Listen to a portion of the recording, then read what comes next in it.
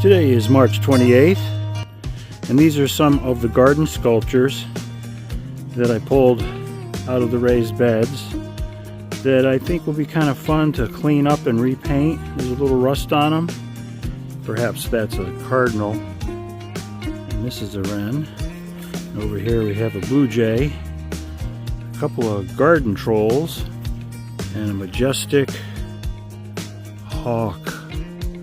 This guy makes sure that the woodchuck stays away. So I think I might want to do here is just clean them up a bit, maybe get some touch-up paint, give them a new coat of paint, you know, or just get off the rust and spray them with WD-40. The next thing to do is take the fencing down from the perimeter and get those metal posts out. So here's a horseshoe nail. Kind of get this under there, pry it up just enough where I can bite it with this and leverage it right out. Because a lot of times with old wood like this, you can just chop it up, put it in a compost pile, but I'd rather not include the nails because those I can reuse. Sure, you can get a box of them for $3-4, but a lot of times with a garden, you're better off just using what you got, trying to keep it low key. I also have a magnet thing I can go past this if any nails get missed. I don't want to leave them in the ground because my next door neighbor has a dog they run here and I don't want the dog to get a nail on a paw. I'll pull this post out now. These are a lot easier than the trellis posts were because they're shorter. There we go. And what I gotta do is pull the rest of these nails. These are called horseshoe nails. They're like a U and they have a point on them.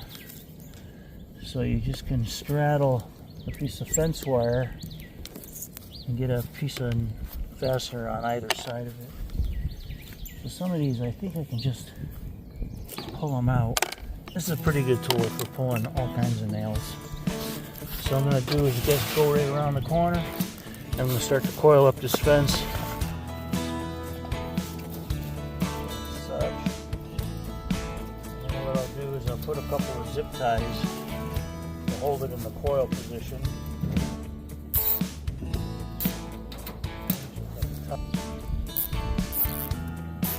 There we go. So that'll stay in a usable position. So now I've got to cut these zip ties and get this pole out. These are plastic, so they're kind of brittle. I can probably just smack them a little bit apart.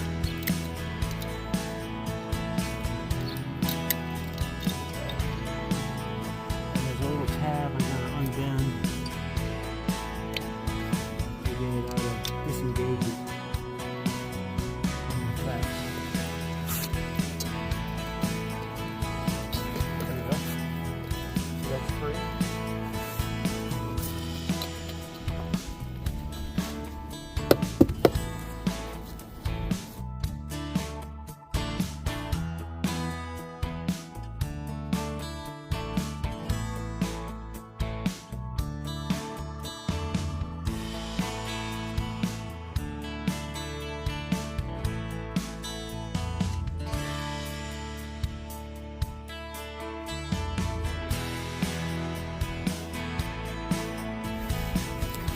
Now this spot here is a little tricky because the fence is sandwiched in between these two boards and I can't really release it until I get these boards out of the way and pull the horseshoe nails off. So I'm going to just cut it here to get close to having to cut off the work.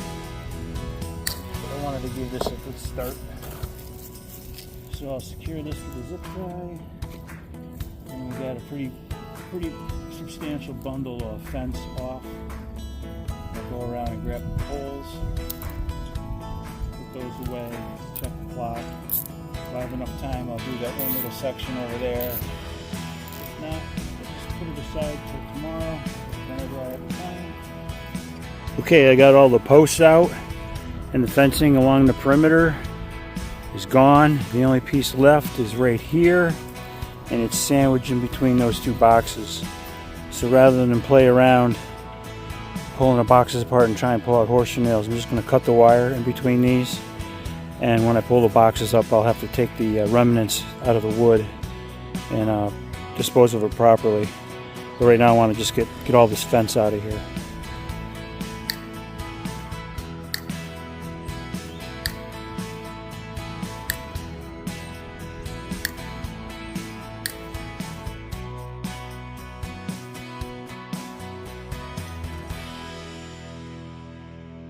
Alright, all the fences are off the perimeter, all the poles are out.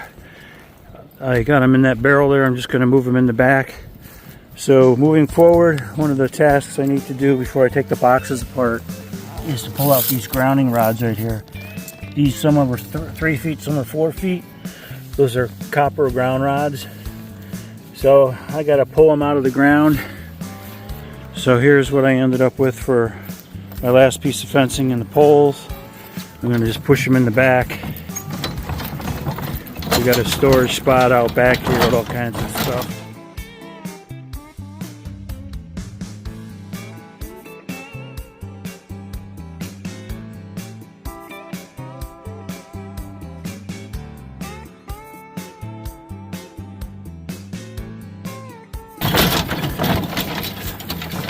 It ain't pretty, but it's, when you close up the garden, you just throw a lot of stuff back here, and in the spring I just clean it all up.